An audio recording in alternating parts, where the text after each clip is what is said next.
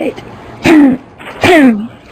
Well, thank you for joining us today for the 6th Annual Lunar Science Forum. My name is Yvonne Pendleton, and I'm the director of what until very recently was called NASA's Lunar Science Institute and is now the Solar System Exploration Research Virtual Institute. It is my pleasure to welcome you here today and to tell you that our Virtual Institute was created by NASA in 2008 to bring lunar science and exploration together. This forum does exactly that. And this year we are doing it completely virtual, which is a new experiment for us, and we're very excited that you've joined us in this challenge. The central office of the Institute is located here in Northern California at NASA's Ames Research Center.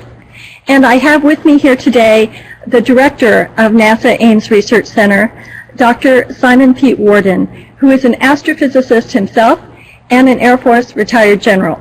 We are so happy to have you with us here today, Pete, and I'd like to ask him to say a few words of welcome to all of you that are joining us today. Well, thank you, Yvonne.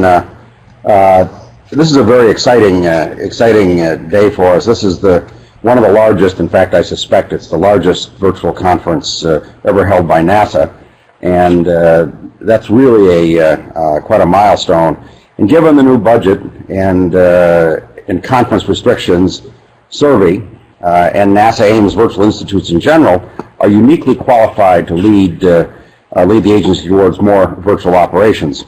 Now, as most of you know, the NASA Lunar Science Institute has transitioned to become the Solar System Exploration Research Virtual Institute, but the moon will remain an extremely important part of SURVEY's research portfolio. We're really behind the moon 100%, and I really am quite honored to host SURVEY here at NASA Ames. And we've been proud to host the NASA Lunar Science Institute since its inception just over 5 years ago.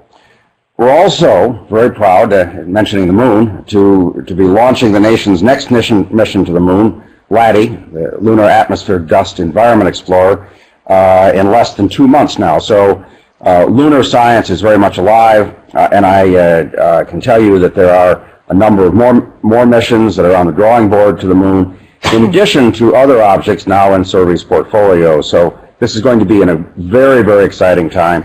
And I particularly want to note our international partners. One of the key things about just about everything NASA does, but particularly lunar research and solar system robotic research, is that it is becoming fundamentally a global phenomenon. And so we really welcome all of our partners around the world, formerly in the Lunar Science Institute, and now in the SURVEY Institute. So Godspeed to all of you in your endeavors. This is going to be a cool decade ahead of us. Thank you. Thanks, Pete. Great. Thank you so much, Pete. We appreciate that. And so as Pete mentioned, we are now SURVEY. And right behind me, I have a new logo that I would like to show you. And this was created by our graphic artist here at the central office, Jen Baer. And we also have Jen here in the room, so maybe the camera can show Jen as well. Let's see, there's Jen. She's saying hi to you now. And here's the new logo behind me. Okay, so as we move forward into this new expansion, the moon remains a very important part of what we do, but we now look also to near-Earth asteroids and the moons of Mars. The Institute would not be possible without the support that we have from NASA headquarters. And so we have with us today our wonderful representatives from both the Science Mission Directorate and also the Human Exploration Operations Mission Directorate. First, we're going to hear from Dr. Jim Green, the head of the Planetary Science Division in the Science Mission Directorate. Jim, would you please say a few words? Okay. This is Jim Green. Let's see. Can you see me? Am I supposed to be doing something that I'm not doing? Jim, you can go ahead and start your webcam.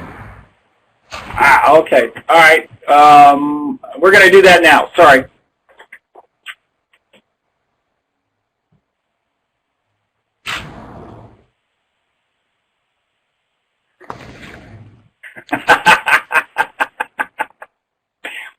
We got a nasty message, so let's figure out what that is. Well, in the meantime, there we go.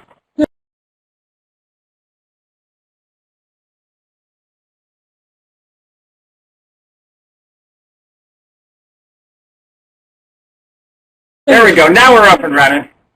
Great. Hi, Jim.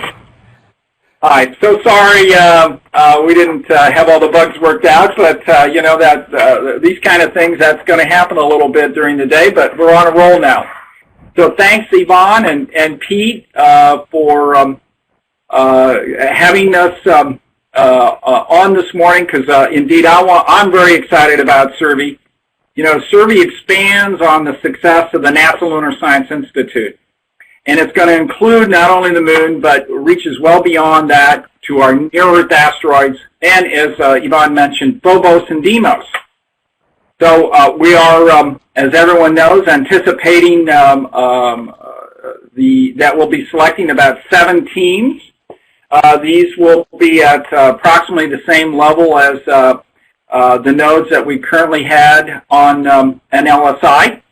And we're working on a cooperative agreement opportunity about every 2 to 3 years. So the first one we're working on is for a 5-year period, and so we're really very excited about this. And now, in addition, we want the Institute to address key strategic knowledge gaps, in addition to focusing also on planetary and exploration science, along with astrophysics and heliophysics research that's uniquely enabled at these targeted sites.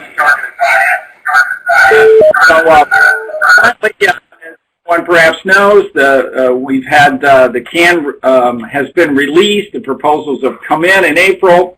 Our review panels are busy, and it's my anticipation that we'll be able to announce the teams in and around the time of the DPS, and then get those up and running before the end of the calendar year. So once again, thanks so much for Yvonne and Pete and all the crew at the NLSI putting on this virtual conference.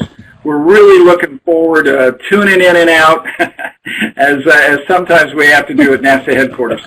So let me send it back to Yvonne. Great. Thank you so much, Jim. We really appreciate your leadership and support, especially through these challenging times that we're all facing. And it's really just wonderful to have your great enthusiasm and that of Mike Wargo as well, who's sitting right next to you. And Mike, before I turn it over to you, I wanted to take just a moment to introduce to this audience and thank not only our support from headquarters, but also our support right here in the central office, because an awful lot happens here that the rest of this community would never know as far as who's doing what. So if you'll join me for just a minute, I'd like to first and foremost thank Greg Schmidt. Greg is right here next to me. Greg is the Deputy Director for the Institute. He is also our lead for the international partnership effort. We have 7 international partners, and some of them have joined us today. We're just so proud of that and very happy to join together our domestic and international efforts. And Greg has also spearheaded the technical team and led them to create this forum today. So it's really with great thanks that I acknowledge Greg. But we have several others with us here today, and here present in the room we have Doris Dow, who is our Associate Director for the Institute. Doris, if you could wave your hand when the camera gets to you. We have Brad Bailey, who is our staff scientist, and is going to just step over here so the camera can see him as well. Brad, wave. Great. We have David Morrison, who is our senior scientist, and he's down here at the end of the table. He's also the founding director of the NASA Lunar Science Institute. We have Shirley Berthold and Maria Leas, who are in our support room. I don't know if there's a camera in there that we can turn on and show them, but they have been our chief of staff and executive director for the Institute, and many of you have communicated with them. We thank them very much. We have Brian Day, who is our director of science outreach and communications, and you'll be hearing from him a little bit later this morning, and we thank Brian very much. He's also the EPO lead for LADI. the mission that Pete mentioned. Our technical team, which is the team that's really making today possible, is led by Ricky Guest, and I'm not sure that he's any place where you can see him. He's always the man behind the curtain. But he's greatly supported by Ashkan Nijad, who is in this room with me right now. So Ashkan, please wave to the camera. I don't think there he is. There, okay, great. And we also have Chris Wilson supporting that effort, and Teague Soderman, who is here in this room today. So Teague, let's have a little wave from you as well. Teague is also our technical writer. I already mentioned Jen Baer, who created our logo, and but I don't want to leave out Marco Bolt, who is on loan to us from the NASA Astrobiology Institute and has been just a huge support. There's Marco in the technical side of what you're seeing today. Our lead for collaborations efforts here at Ames is Estelle Condon. Many of you know her well. I'm so sorry, Estelle Dodson. Estelle Dodson, another Estelle that I know well. Estelle Dodson is here with us today, and Estelle gave you a little wave there as well. Okay, so thank you for acknowledging those people with me, and now I would like to get back to NASA headquarters. Oh, Jen Heldman, yes, I have her on my list. Our scientific organizing committee this year was once again led by Jennifer Heldman. Jen, would you please come over here, because I'm not sure the camera can reach over there. Thank you, Pete. I know you have to leave. Okay, and Jen has just been our right hand throughout much of the organization once again this year, and you will be seeing her during the session sharing as well. Brad and Jen will be helping us out. Okay, very good. So now I'd like to go back to NASA headquarters, where we are going to hear from our other very, very strong supporter from the human exploration side, and that is Mike Wargo. Mike, would you please say a few words to our group? Oh, sure, Yvonne. First of all, it's really terrific being able to be a part of, as Pete said, I expect this is going to be the largest virtual conference conducted so far, and it's really a grand experiment that we're going to be doing over the course of the next few days. And as a result of that, I'm really going to encourage all of the participants in the conference here to let us know what worked about this, what didn't work, and I'm sure we'll have a little more formal way for you to contact us with your thoughts on this. It's really been a great year for lunar science, and both from the planetary science perspective as well as the human exploration perspective. LRO continues to amass a huge amount of additional data that is being used in our planning purposes within human exploration. And of course, as Pete indicated, Laddie's almost here.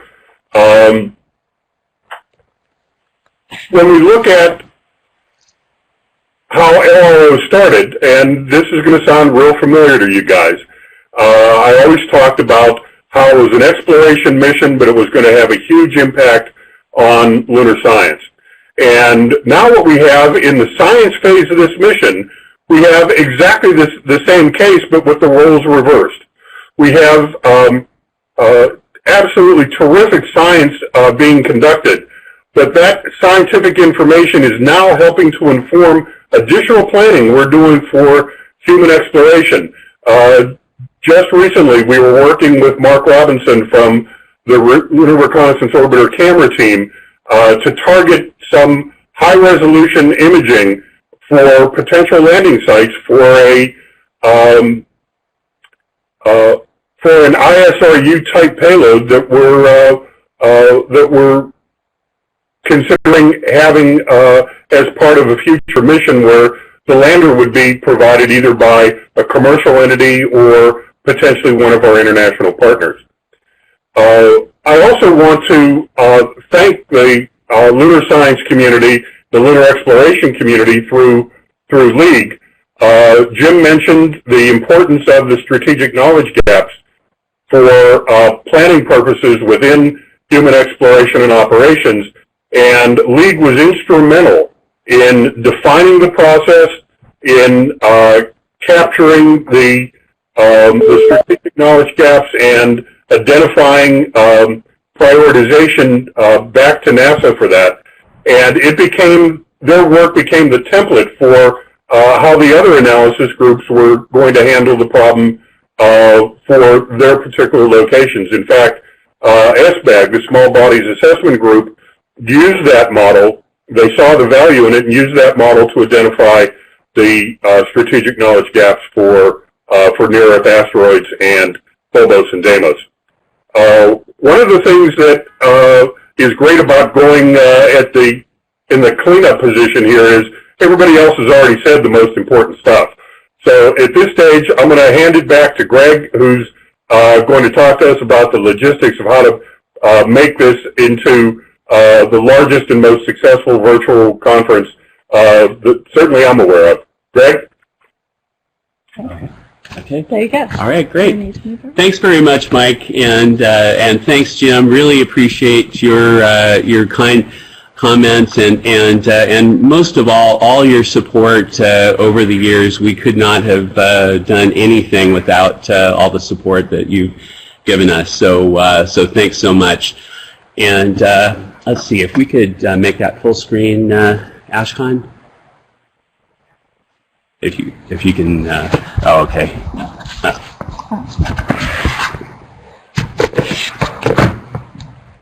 Actually, you know what? I think I'm good.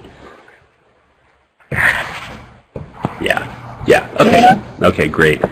Well, thanks everyone so much. What I wanted to do is spend a few minutes here explaining some of the unique nature of this forum and some of the technology that we're using, and describe a little bit of the experience that you're going to be having in the next 3 days. And so I'm going to touch on these topics, just kind of give you an overview, talk about the presentations themselves, talk about the virtual hubs that I hope many of you are sitting in now as you're watching this, say a few words just to emphasize the training that we've already given to the presenters, talk about the poster sessions. This is a really special thing that we've created, I think. Talk about the evaluations that Mike touched on, and then give you some resources for technical help.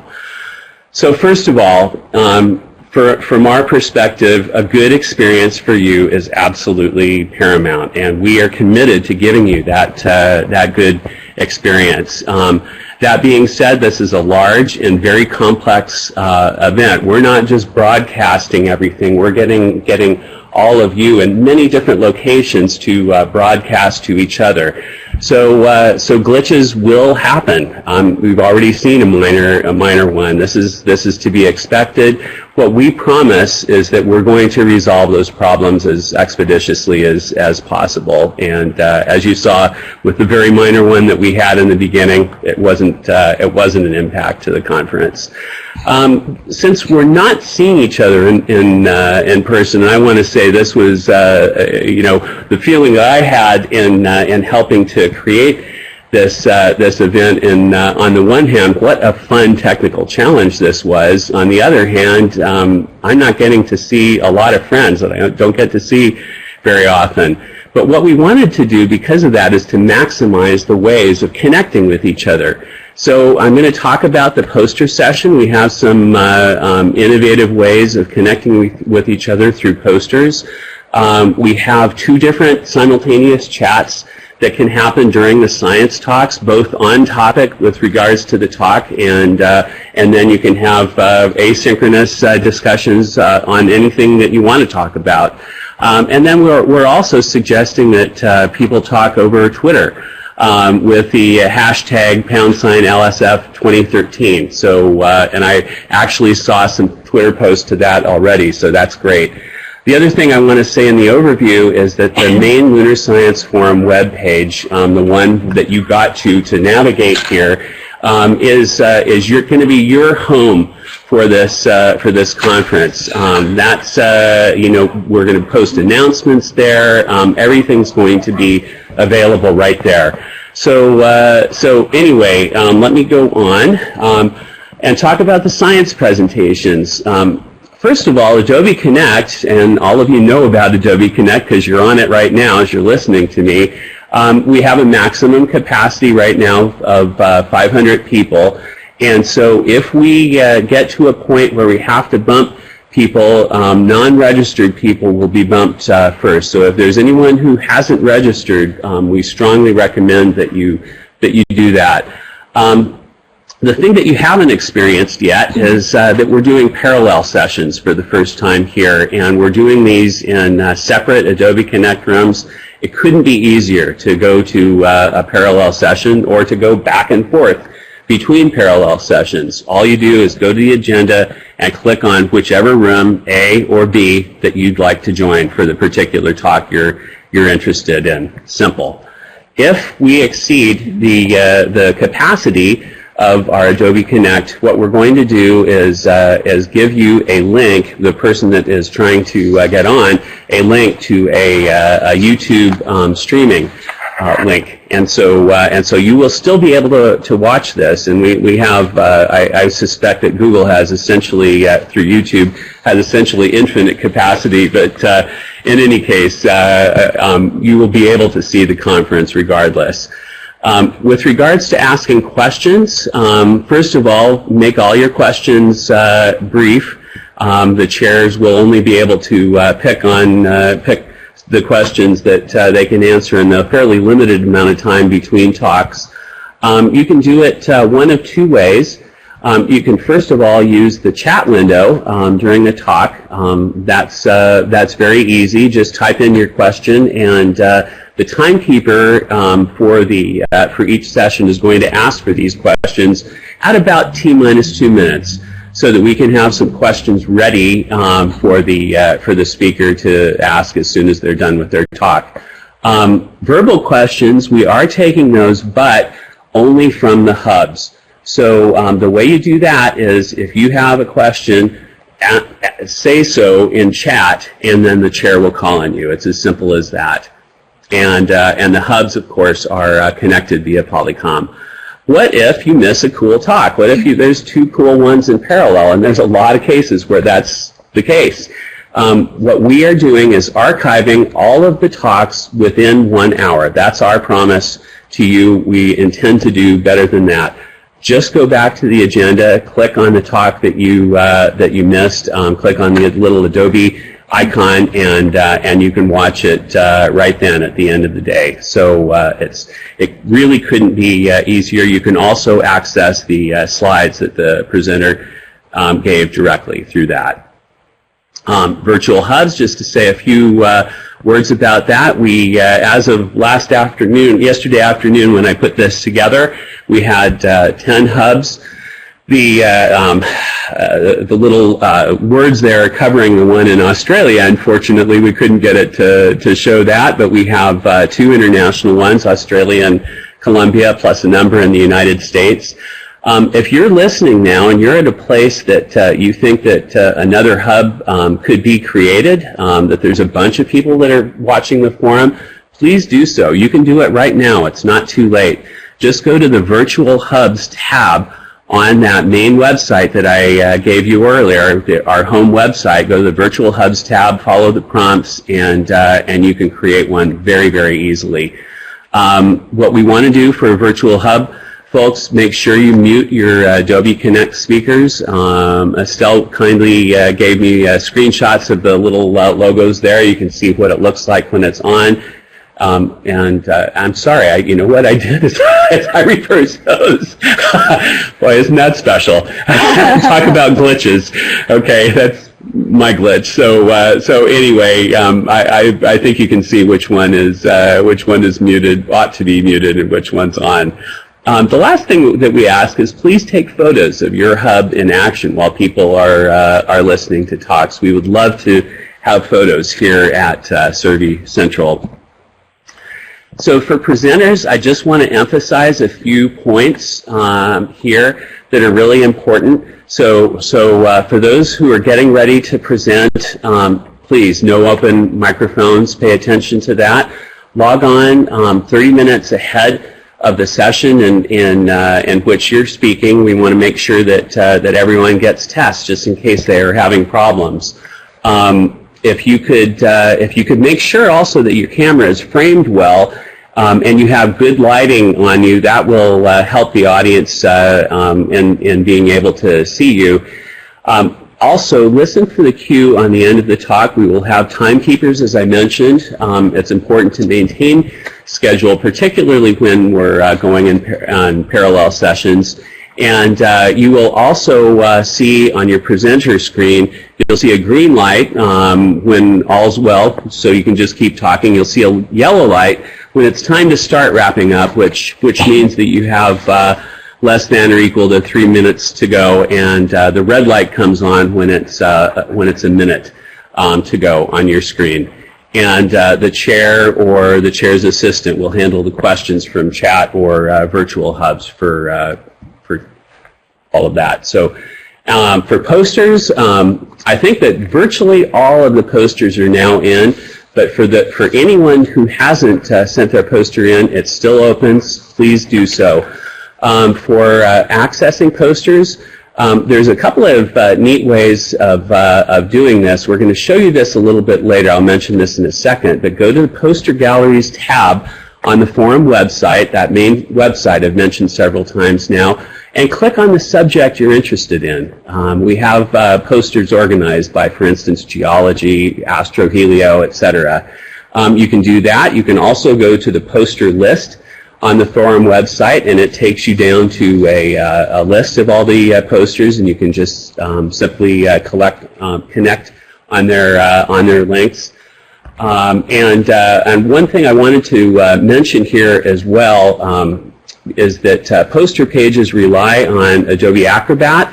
I had a little problem with my own computer yesterday, and we diagnosed it and found out that I did not have the latest plugin. And so please make sure you have the latest Adobe Acrobat plugin to give you your best experience. So as far as the features of the poster, I'll list these. Again, we're going to be going over this a little bit later, but we have the poster itself, and it's zoomable, so you can view it at any scale you want. You can see the abstract. Simply click Read More to access the full content. There's an optional video introduction. We thank those who have done video introductions. They're just great, and this is the same thing as if you were to come up to a poster in a in-person session and have the author talk with you about it. And then we have the ability to ask comments or ask questions and make comments on the posters. This is going to be synchronous during the poster session. So we ask the authors to have a window open with their poster to reply to questions right away during the poster session that you see in the agenda. It's asynchronous at other times, and we have a feature such that if someone asks a question, an email will go to the poster author so that you know that that's happened and you can answer it. The last thing I'll mention is there's an I'm interested in this topic button, which connects you with other forum attendees interested in a particular poster. This is our small attempt at social media here with the posters. An explanation of all these features is on the Help tab of the forum homepage, and we're going to walk through these right before the poster session today, just so that you're going to get really familiar with this. Just a couple more slides here. We're emailing a survey to you after the end of the forum. Mike emphasized how important it is that we understand your experience, and that experience isn't just about how well the virtual technology worked for you, but we also want to get your evaluation of how this worked compared to an in-person experience. Were there some advantages of it? We know that there are some disadvantages, and so it's very, very important for us for future Lunar Science forums as well as other meetings that you fill this out so that it can help us conduct these meetings. In addition, there's going to be some in-depth interviews with selected forum attendees to get further insights. And then finally, this is the last slide, we do have a toll-free technical helpline. This is the number right here. You don't have to memorize it at this point. It's actually on the Help tab at the Lunar Science Forum website. This is the website that I mentioned a number of times now. This is going to be staffed at all times during the Lunar Science Forum from now through close on Thursday. So and for international, the toll-free line is just for people calling in from the U.S. and Canada. For international queries, you can use the email address that's on the Help tab. So with that, that concludes my remarks. I wish all of you a great experience. I'm really excited about this, and let's have a lot of fun with the technology. So thanks. Great. Thank you so much, Greg. Wonderful, wonderful explanation there. And now it is my extreme pleasure to go to the Shoemaker Award presentation for the forum this year. A little background first. In 2009, the NASA Lunar Science Institute established the Shoemaker Distinguished Lunar Scientist Medal as an annual award given to a scientist who has significantly contributed to the field of lunar science throughout the course of their scientific career. Named after a wonderful man and excellent geologist, Gene Shoemaker, the first Distinguished Lunar Scientist Award was given posthumously to Gene Shoemaker and presented to his wife, Carolyn Shoemaker, at the 2009 Lunar Science Forum. The second Shoemaker medalist was Don Wilhelms in 2010, followed by Jeff Taylor in 2011, and Stuart Ross Taylor last year in 2012. Today it is my great pleasure to announce this year's award winner, Dr. William K. Hartman of the Planetary Science Institute.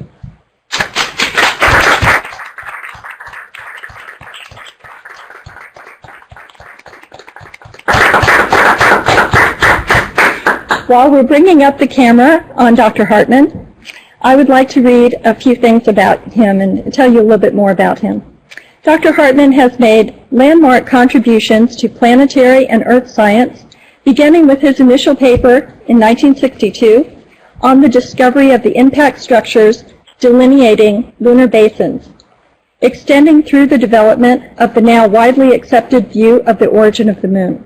He has been a leader in establishing the impact timescales for Mars and the moon and made key discoveries in the field of small solar system bodies, many years ahead of the current work on this subject.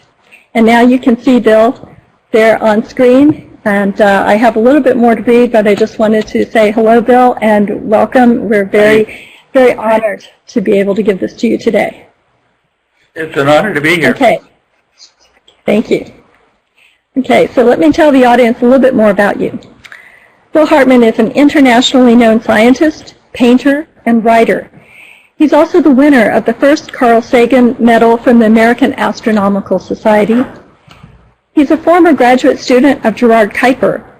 He holds a PhD in astronomy and a master's degree in geology, both from the University of Arizona, and his bachelor's in physics from Pennsylvania State University. Some highlights from his career that I'm very pleased to share with you today.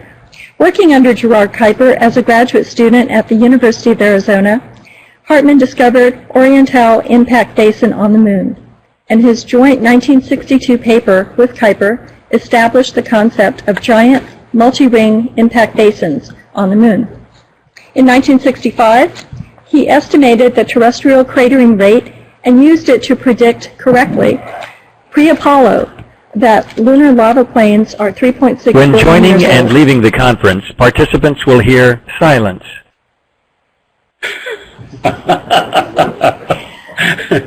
That would have been a great joke if we'd planned it, but it was actually an accident. Okay, we'll continue on. In 1974, Hartman coined the term MEGAREGOLITH, which is actually not very easy to say, for the lunar crustal layer that is at least coarsely fragmented by asteroidal impacts. That work predicted the existence of the lunar megaregolith, which is on the order of 2 kilometers in depth. This prediction appears confirmed by lunar orbital Grail radar results showing a megaregolith depth of a few kilometers.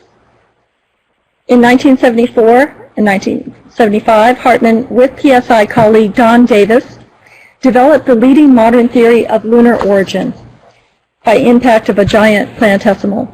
Hartmann first presented the theory at a Cornell conference in 1974, and it was published in 1975. During the last few decades, he has developed techniques for using numbers of impact craters to estimate the ages of surface features on the Moon and Mars. This helps to calibrate the reconstruction of the geological evolution of those bodies. Bill has researched Mars extensively as well. He has served as a co-investigator on the Mariner 9 mission, which first mapped Mars in detail. With Bruce Murray, Carl Sagan, and others on the imaging team, he discovered Mars' dry river channels, volcanoes, and other features. He currently serves on the Mars Global Surveyor imaging team. Bill worked with Dale Cruikshank, David Tholen, and others to recognize that comets have similar black surface materials, about 4% reflectivity, to those on outer solar system asteroids. This research also yielded proof that Trojan asteroid 624 Hector was one of the largest highly elongated bodies in the solar system, and the discovery that asteroid 2060 Chiron had erupted and turned into a comet. This work recognized that comets and asteroids could no longer be considered as independently as had been previously thought. Asteroid 3341 was named after him. Bill is an internationally recognized painter of space art. Arthur C. Clarke wrote, "I consider him to be the direct successor of the late, great Chesley Bonestell, the father of space art." Hartmann's astronomical paintings have been published in magazines ranging from Natural History, Smithsonian, and Astronomy in the U.S. to The London Economist and other magazines in Japan, Russia, France, Germany, England, and Italy. They have also been shown in exhibitions in New York City, Berkeley, Pasadena, Hawaii, and the National Air and Space Museum in Washington, D.C., as well as internationally in Moscow, Montreux, Yalta, and elsewhere. I could go on and on. There are many attributes here, and we will publish all of this on our website so that you can read more about it on your own. I would like to add, though, that he has won several other notable awards. Just a few of them that I wanted to call out. In 1966, the Meteoritical Society Neininger Meteorite Award for work on lunar and terrestrial cratering. In 2002, he was elected Fellow of the American Association for the Advancement of Science. And in 2004, he received the J.K. Gilbert Award from the Geological Society of America for outstanding contributions to the solution of fundamental problems in planetary geology. He is the 2010 recipient of the Behringer Medal from the Meteoritical Society for research into impact craters, discovery of the Orientale Basin on the Moon, and work on lunar origin theory. It is with my great pleasure that I now present this year's Shoemaker Medal and the certificate that you can see on the screen to Dr. Bill Hartmann. And I would like to just see how far Bill's reach can reach, so his grasp can reach. So here is the beautiful medal that we're going to give him. And Bill, I don't know, we've been working on our deportation or transportation system. Let's just see if it could reach to you. I don't know. Can you get it? Yeah, it's coming in over here. It's materializing. Oh, here it is. The metal is kind of hot when it comes to the mass. Very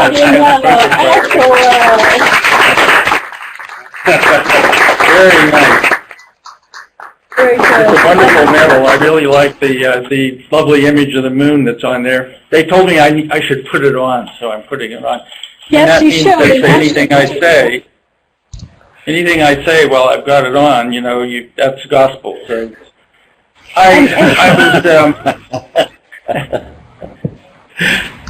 was thanks to the Institute, and you know, I'm very honored to be even in the same sentence with Gene Shoemaker, and Carolyn too.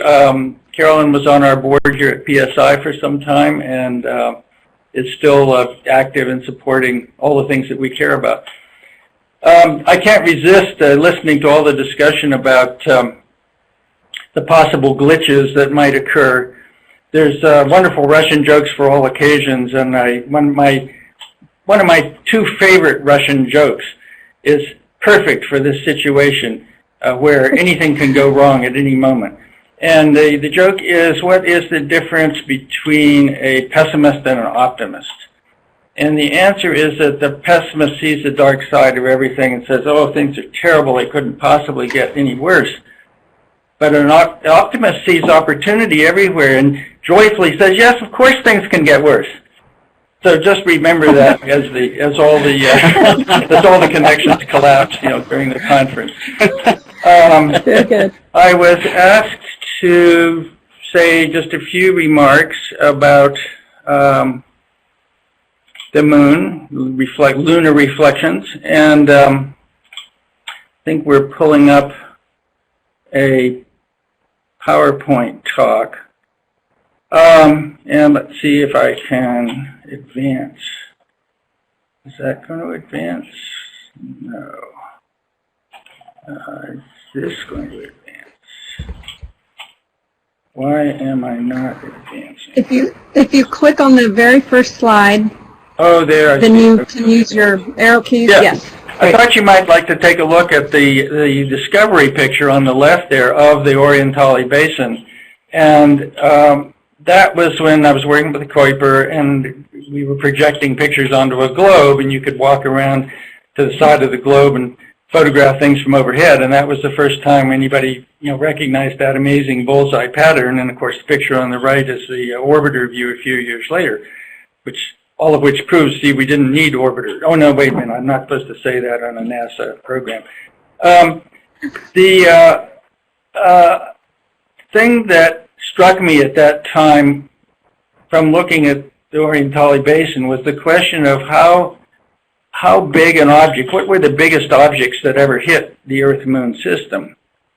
And I was reading also the work of Safronov at that time, which was about the competitive accretion of planetary bodies, multiple bodies accreting at the same time, as we still see in the asteroid belt. So that's what really led to this idea of a giant impact. And Don Davis at that time, having helped to bring back Apollo 13 from the moon, incidentally, was working on the modeling of growth of planetary bodies. And so we did a little paper together.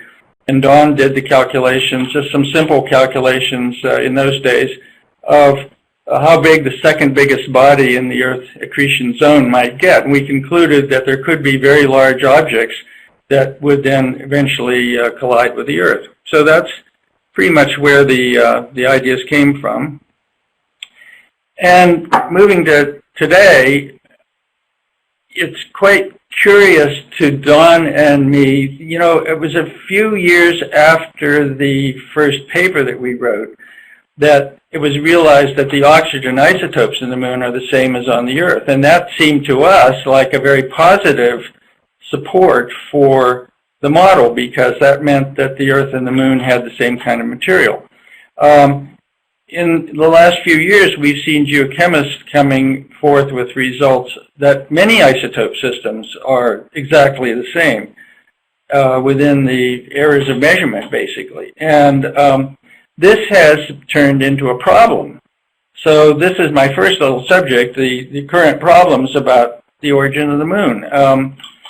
And I'm inclined to think, and Don and I think both feel this way, that the way to look at this is not to think of it as something that contradicts the giant impact model and throw it out at this point, for instance, but rather to look at those data as telling us something about the impactor itself. So the isotope equality, to me, should be viewed as a constraint on what was this impactor like. And it would seem to suggest what we actually were talking about in the early paper, that the object that hit the Earth was a local object from the Earth accretion zone.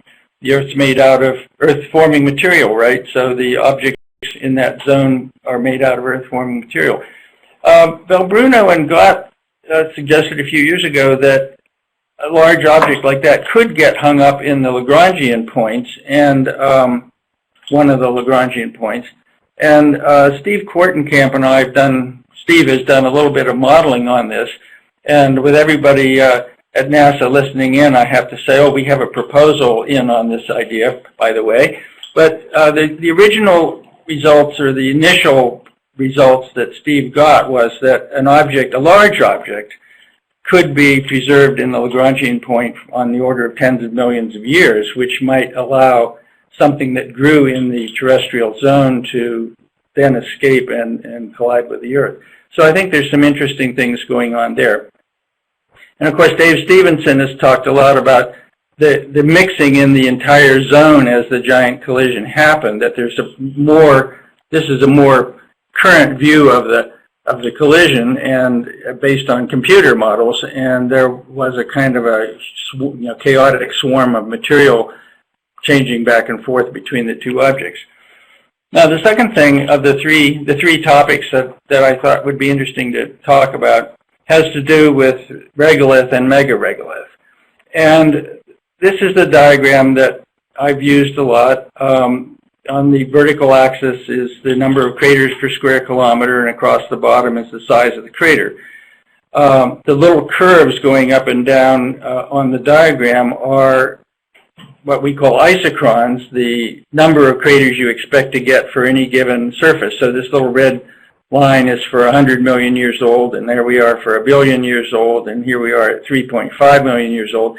And you see, as we go back and forth there, go backwards, the line moves up, and the intersection with the that solid line at the top is the saturation line. And so that intersection, as you see, moves to larger size craters as we go back to earlier surfaces.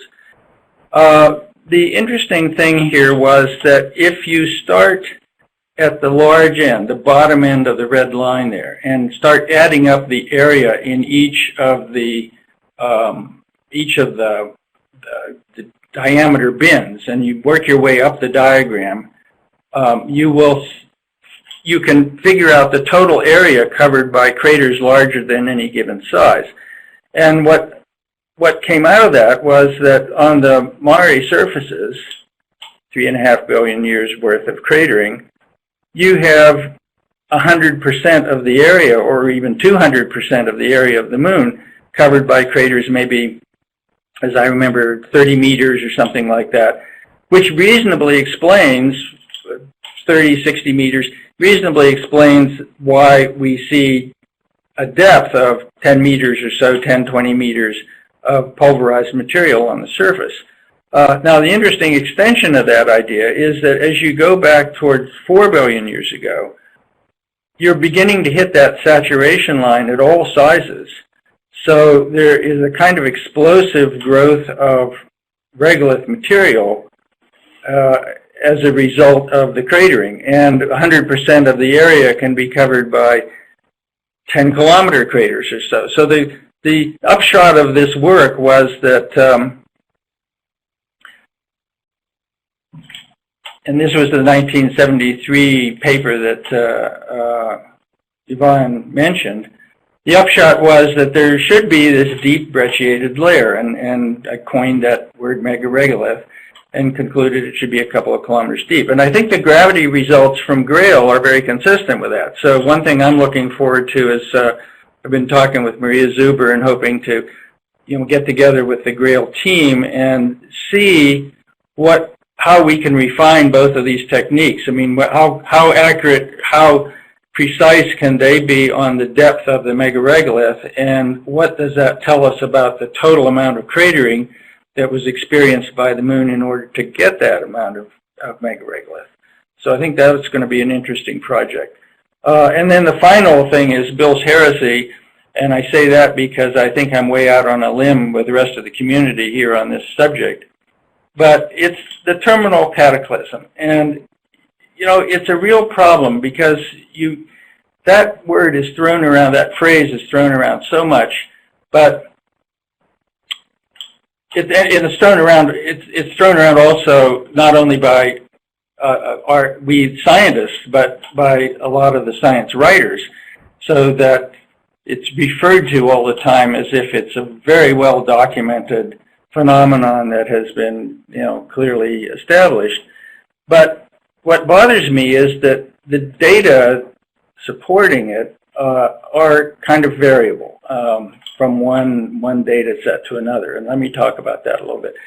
I mean, what does it really mean? I think the classic idea, certainly the original idea, came from the Wasserberg-Kara group, from the first samples that came back from the moon. And Jerry gave lots of talks about those first sample results. He even had a Gothic cathedral on some of his diagrams at around 3.9 billion years ago, indicating that some substantial, unusual, catastrophic event had happened at that time. That's what they suggested in their original papers.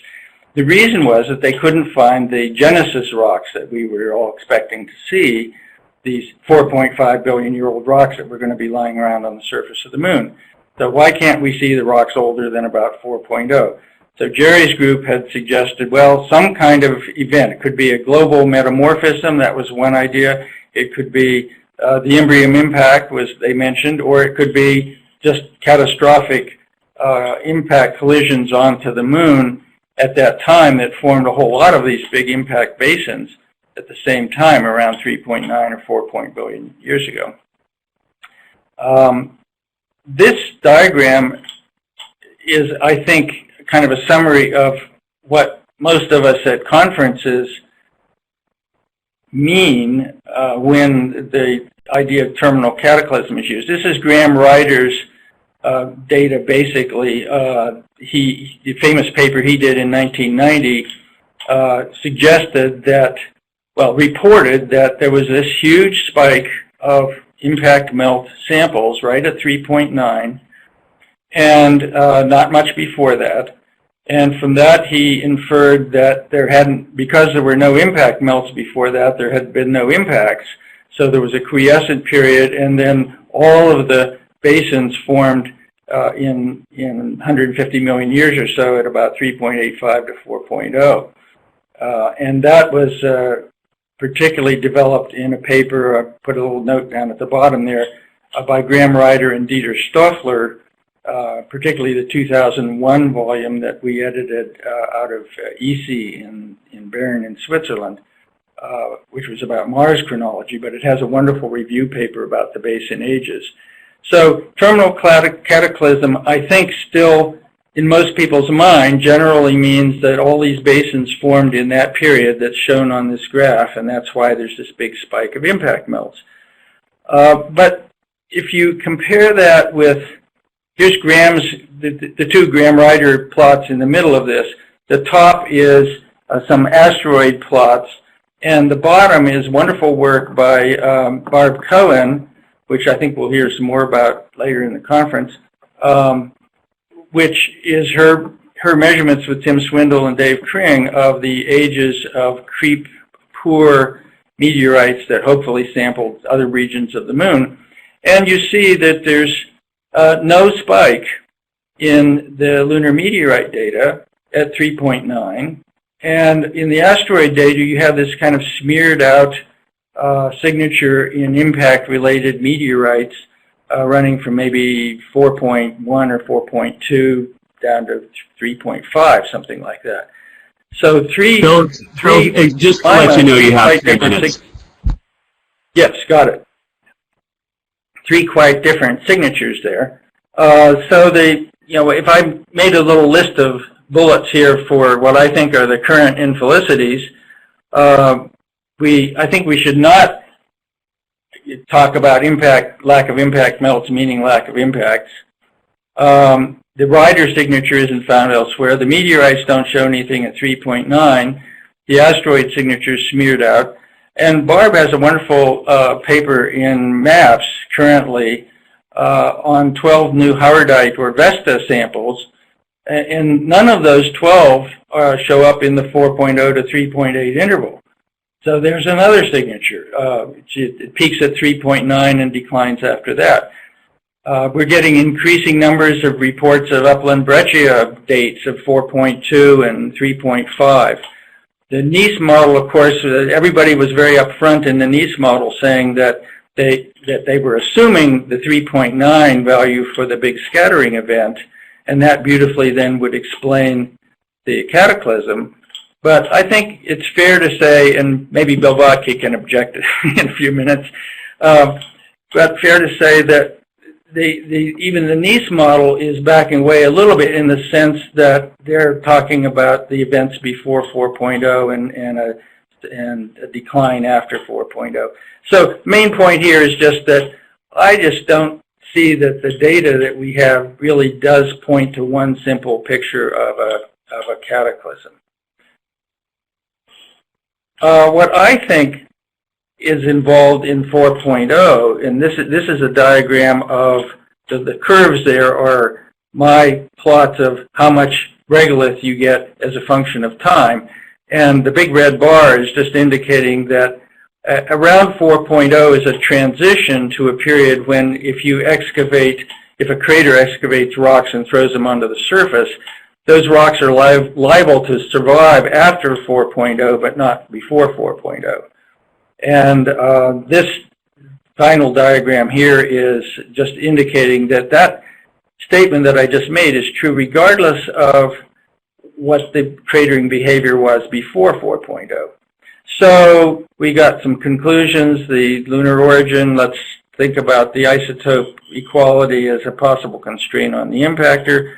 The megaregolith, what I think is important there is that the megaregolith phenomena really control the kinds of samples that we can see on the surface today.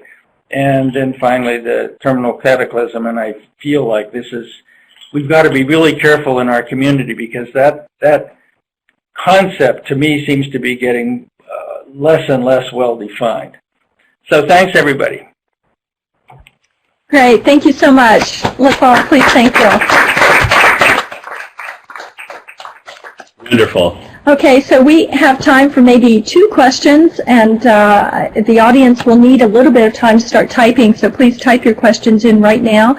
And Bill, while they're doing that, I neglected to do this. I wonder if you would mind reading the quote, the Shakespeare quote that's on your medal on the back of it, and maybe give them a better look at it. We also have this on the website, but I thought they might like to hear that.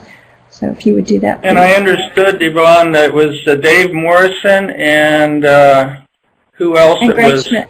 And Greg Schmidt. And Greg, yeah, that's right. Thanks. You can probably see this. Can you guys see it? I guess it isn't in very good focus, is it? But I will read it for you. They put a Shakespeare quote referring to Jean. At least I take it as referring to Jean. It's from Shakespeare, and he will make the face of the heavens so fine that all the world will be in love with the night. Very nice medal. Thank you. Thank you so much. And that was a very, very nice talk, very excellent talk. I'm sure it's created some controversy in this audience. I know this audience well. But for some reason, I'm not seeing any questions here yet. Are you guys being a little bit shy? Well, that's because I was wearing the medal, and anything that I say with the medal is going to be taken as ultimate truth. I see. Okay. Well, then I'm going to take a question here from the central office. Jennifer Heldman has a question. Well, let me put it back on then. So I'm just wondering, when you were talking about the depths of the megaregolith, saying it's about 2 kilometers, if you have predictions on the spatial variation of the megaregolith depth as a function of crater distribution on the surface that would be tested by GRAIL in their data? A nice question. No, I don't really. I mean, I really think that this is a very first order kind of thinking about the consequences of the cratering. But if you think of those diagrams that I had and the curve going up and up and up, when it hits saturation, we stop seeing new craters because the new craters, we stop seeing a higher crater density because the new craters take out old craters. So in principle, there could have been 2 times saturation, 1 time saturation, 5 times saturation. We don't know how many craters above the saturation level occurred on the moon. And what occurred to me and got me started talking to Maria was that if the cratering was, say, 10 times the saturation level, probably the megaregolith should be a few kilometers deeper because you're going to saturate at larger sizes. And so it seems to me that the comparison of the Grail data with the crater density data could actually tell us something about the total amount of cratering since the magma ocean solidified. So I think that would be really cool. And you know, my 2 kilometers was the number that was in the paper that I wrote back in '73. But you know, I view that as it's that order of magnitude. But let's see if we can do something a little more precise on that. Okay, and now since we are close to the end of our time, I'm going to take one more question from the chat room, but then I'm going to encourage everybody else to continue this conversation in the chat room after we move on to the start of our first session. But I do want to take the question from Barb Cohen. And Barb says, I agree that all the data don't show a peak at 3.9 billion years, but how would you explain the lack of impact melt but presence of other rocks older than 3.9? We see them in asteroid data. I think it's pretty easy. It's a fairly complex thing, but the general idea is, imagine, let's say, on the moon, that you've got, at the base of the megaregolith, you've got relatively intact original crust. And of course, there's a gradation going on there. It's powdery stuff, it's fractured stuff, it's broken stuff, and then finally coherent rock. But what that means is that today, if any crater deeper than a few kilometers can tap into that and throw igneous rock out. And that happens everywhere on the moon. I mean, that's the global crust of the moon. So crustal rock samples are being thrown out onto the surface all the time. But now if we want to look for an impact melt lens from some basin that happened 3.3 billion years ago, or let's say 4.3 billion years ago, that lens is likely to have had a lot of pulverization if the depth of the megaregolith got down to the depth of the lens. And as I understand it, these lenses are a shallow depth in the basin floor. So I think that a lot of the early impact melt lenses were transformed into tiny clasts in the upland breccias, and that's what we're starting to see reported at every LPSC meeting. Just wander through the poster hall and you'll see these papers with radiometric ages, and oh, here's a clast in some Apollo 16 sample that's 4.2 or 4.35. Those kinds of numbers are starting to show up. So that's where I think the old stuff, the old impact melt stuff is. Okay, great. Thank you so much. Well, let's all continue the chat in which window, Estelle, would you like them to be in? The general, okay, in the general chat window. And we're now going to move in, as soon as we thank our speaker, we're going to move into the start of our first session. But first, would you all please join me